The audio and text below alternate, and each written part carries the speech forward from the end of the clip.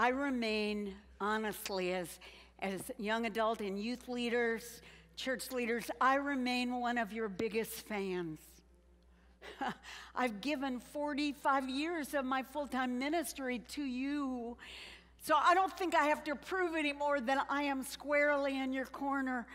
But I beg you to embrace the reality that many Christian leaders, not just the younger ones, I feel it coming into all age brackets that I'm working with now, are rightly considered, and this is a term society has given us, trophy people. The term, and you've heard it before, was coined from a pretty common belief that in life, everybody gets the same trophy, the same reward, just for showing up, as opposed to receiving levels of reward. I'm not talking about heaven or hell. I'm not talking about earning your way into heaven. I'm talking about the judgment seat of Christ, as opposed to receiving levels of reward because of how much you invested, how much energy you gave, how wholeheartedly you invested yourself, and sure enough, eventually, how all the way in you performed. Those of us who have kids, we all get the opposite of that. You've been to your kids' ball games. At the end of the season, all the little kids get a trophy. And they tell them, you're all winners. And you're not all winners. See if you live in this one, you're not all winners either. Some of you are lazy little sweethearts. You've sung the chorus of Amazing Grace one too many times. See, the danger is when we begin to subconsciously almost apply this sort of trophy sort of deal to our Christian walk. It's unconscious. We don't do it consciously. We unconsciously begin to think that if we just run the race, we all get the same ultimate reward just by running it. And again, we get into heaven.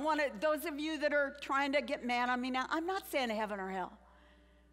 But I'm saying, listen, it's not right to say everybody in heaven has the same response at the judgment seat of Christ, no matter how undisciplined they were, how compromising they were, how little they prayed, how little they were committed to the Word of God. Listen, if that's the truth, then those of us who are going all in for God sure don't have much motivation. But that's not what the Word of God says, leaders. And the tragedy is that when we put our standard of commitment to the living Christ here, people below us put their standards here. That's why I open with it tonight, with a leadership message that begs you to come back to the place of being an I will not go out free person.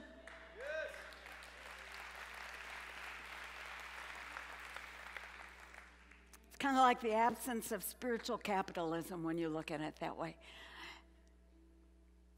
I think it's a dangerous distortion of truth. And again, I believe in grace more than anybody. And those of you who've lived up close to me, and a bunch of you have, I probably give grace away quicker than almost anybody else. But listen, we have been tainted by a society that tells us so much that we need to stand up for our own rights, that unconsciously some of us have gotten way too obsessed with our own rights.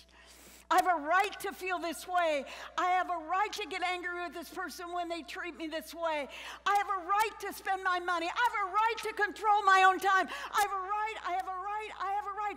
Listen, I don't think many of us walked into Anthem with a love slave mentality being front and center of how we're supposed to approach our life, our walk with Jesus Christ, and our ministry.